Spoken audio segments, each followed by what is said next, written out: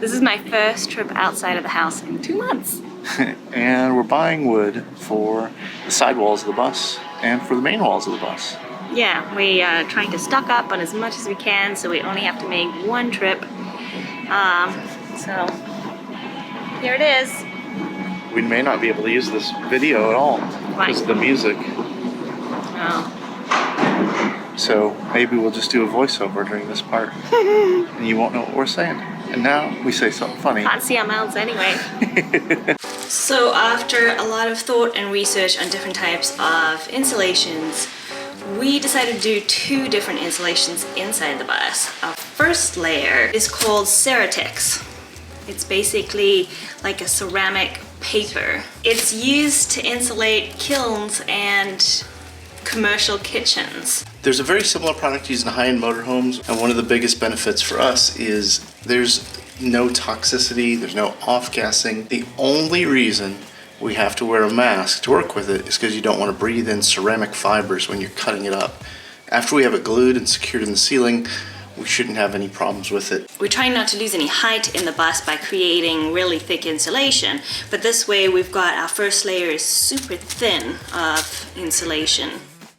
And with an aluminum roof, we need as much insulation value as we can for that 1.5 to 2 inches we're going to have before the ceiling.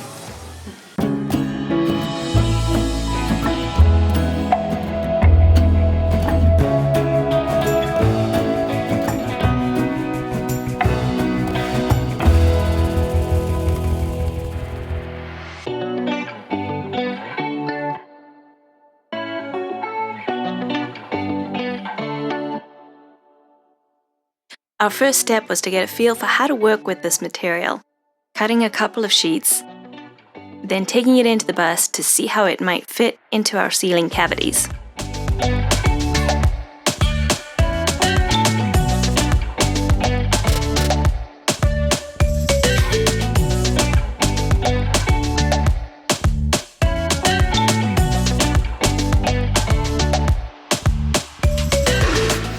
After a few tries, we had a plan. We're going to do some calculations here. We've measured out what size we want to cut the Ceretex and wrote down what the measurements were. Then we had to try and figure out how to cut all those shapes out of the Ceretex rolls that we have. Finding an online cutting measurement tool. Workshop buddy, I think that's called. Yeah, and we were able to put in the size of our rolls and all of the sizes we need to cut out of it.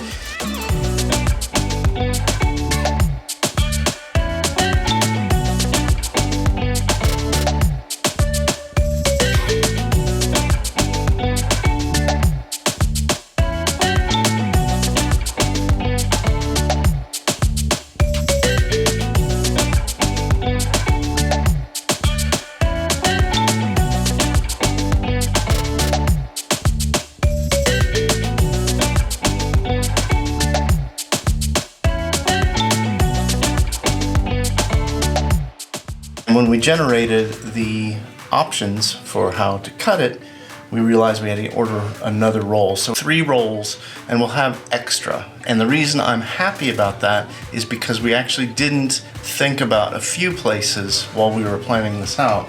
And so we're gonna have extra to insulate those areas that we didn't plan on. It's about $300 a roll. So we thought $600 for insulation was pretty great, and we were pretty bummed at first when we were like, oh, I'm gonna buy another roll for $300 and we're not gonna use all of it. But there was just no way we could properly insulate it with just the 2 rolls, and we figured insulation is important. This is a place we want to spend money. While we waited for the 3rd roll to arrive, we started work on another project on the to-do list. I've been dying to get into these luggage bays and clean them out, so spring cleaning time. Was there a mouse living in there? Apparently so.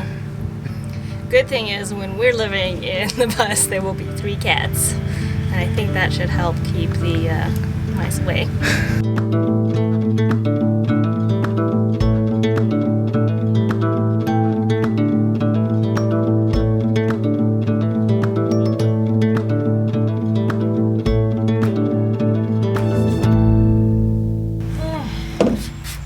do to cut insulation. I know. So we cut our first 2 rolls down. We just got delivery of our 3rd roll. So now we're just gonna cut the last few pieces and then we're ready to glue it in.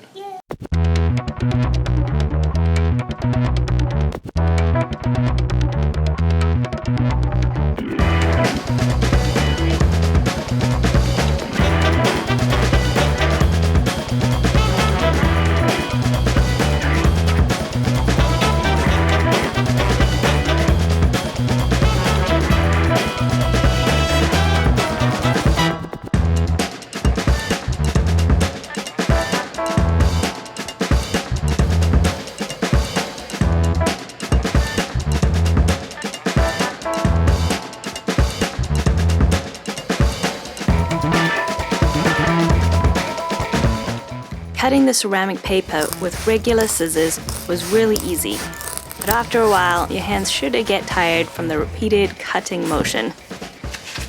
Can you see me smiling?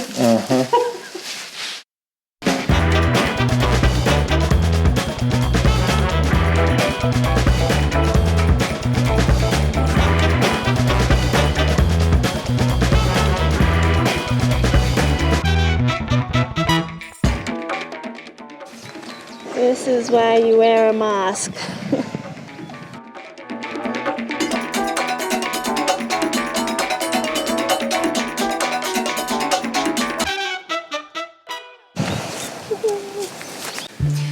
So here are all our pieces of Ceretex that we've cut out already and that are ready to be put into the ceiling. They are numbered, and so we know exactly where to put them corresponding with the number in the ceiling. We're going to use contact cement to glue the Ceretex to the ceiling. So this is the only sort of toxic part of the process, is the glue. It is highly flammable, so you want to make sure you ventilate the area properly and that there's no flames around. We're going to wear our ventilators as a precaution, goggles on the face, and we still want to cover our head and our arms so we are protected from the glue getting onto us because we don't want to breathe it in.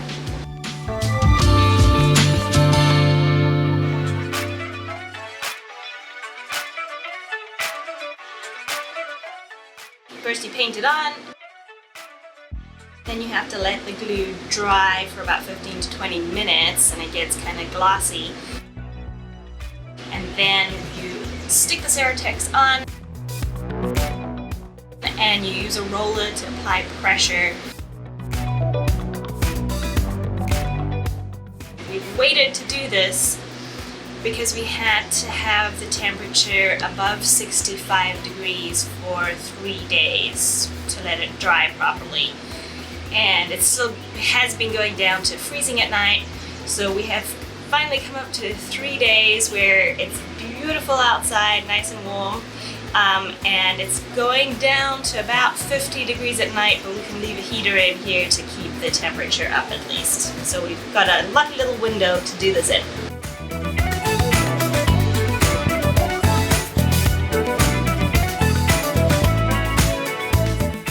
We started to get a method down to push the Ceretex up into the ceiling from the center, then push it into the corners to really get it into the beams.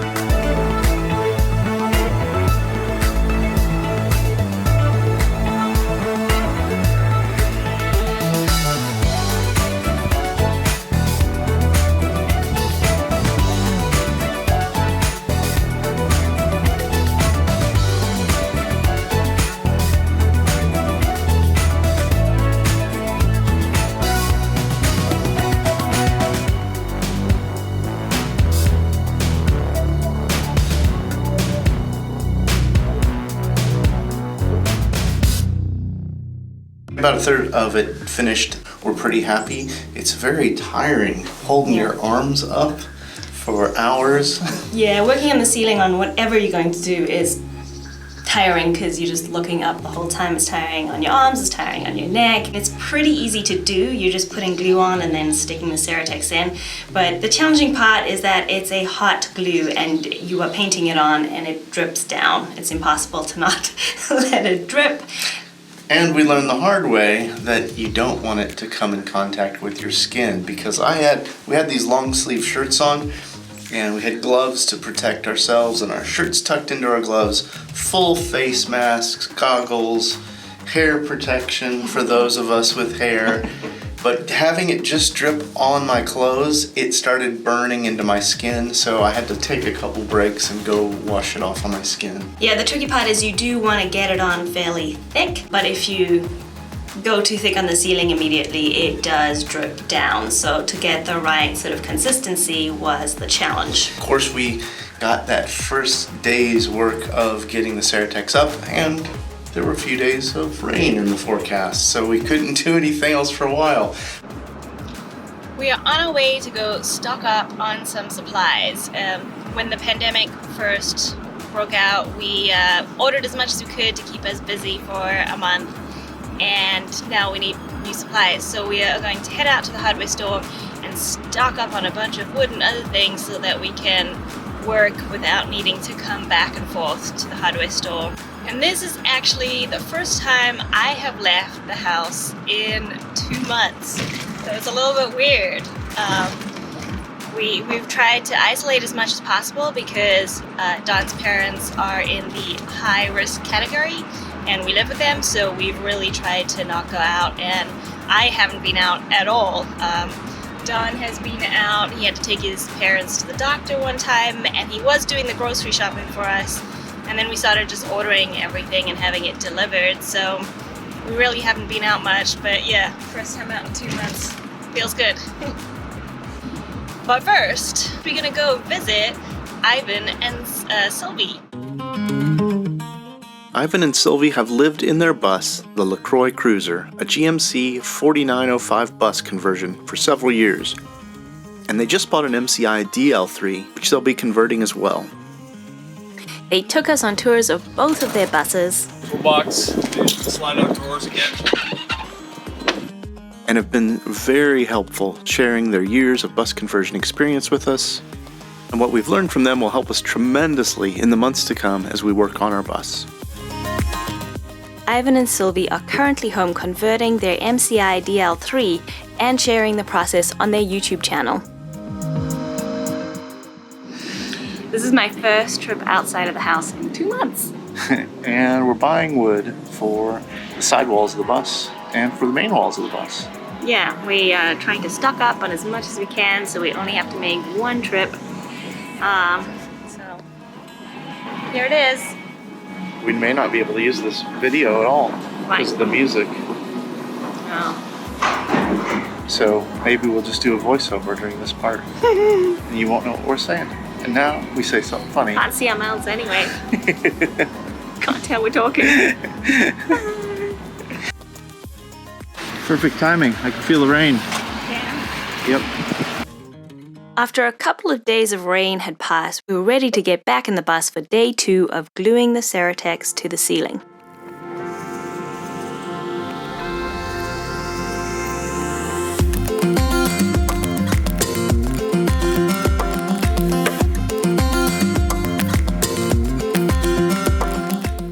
Second day, we slightly changed our approach in trying to get a thick layer, but just one layer, and immediately putting the CeraTex on, not giving it that 15 minutes of time to tacky up before applying it, and it actually worked way better.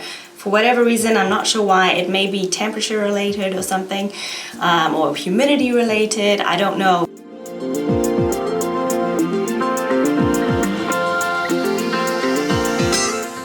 It's tiring holding your arms up to paint and then going up to push that insulation up in there.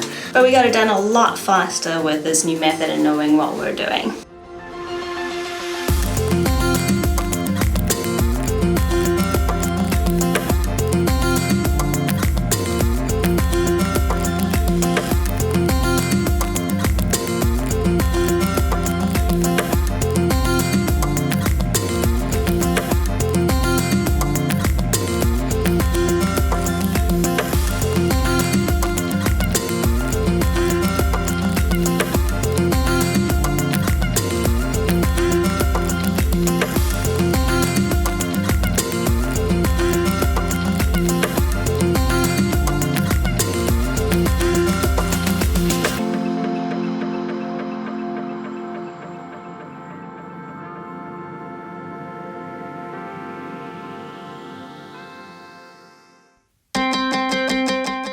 And that brings us to day 3 of getting insulation into the ceiling for our first layer. It just rained for 4 days in a row, and now it's supposed to be dry for 3 days, so we've got to do it now so we can open the bus up and get all the ventilation going.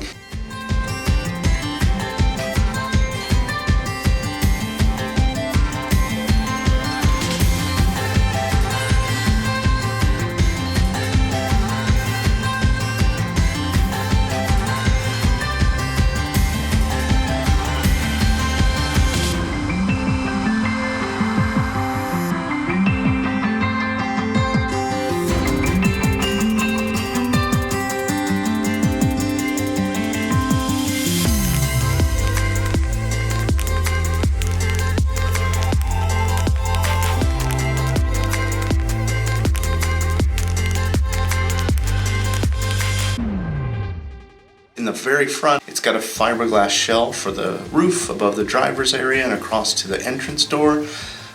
So that area we had to double check, talk to the glue manufacturer online and find out that it was okay and safe to use the contact cement.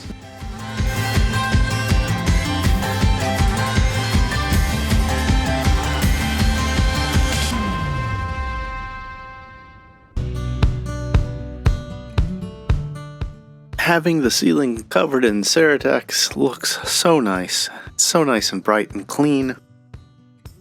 And we finished the entire project with just a couple drops in our last can of contact cement.